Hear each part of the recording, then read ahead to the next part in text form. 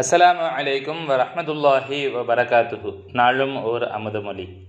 பெருமானார் ஸல்லல்லாஹு அலைஹி வஸல்லம் அவர்கள் எப்போதும் நிலை மாறாத மாற்றமடையா பூரண தோன்றல் ஆவார்கள்.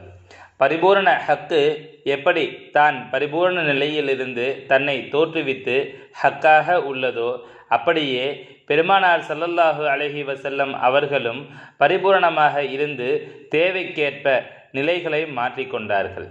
ஆயினும் உள்ளாலும் வெளியாலும் அவர்கள் ஹக்கே பரிபூரண உண்மை ஆவார்கள்.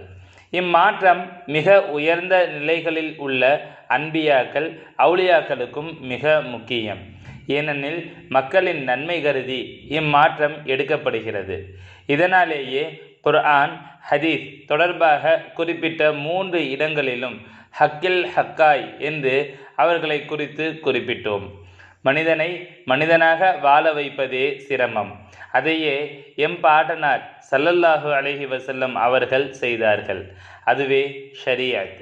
ஹக்கில் ஹக்காய் கலந்து நான் நீ என்ற பேதமற்ற நிலையில் வெளியானது குர்ஆன். உதாரணம், கடல் போலும்.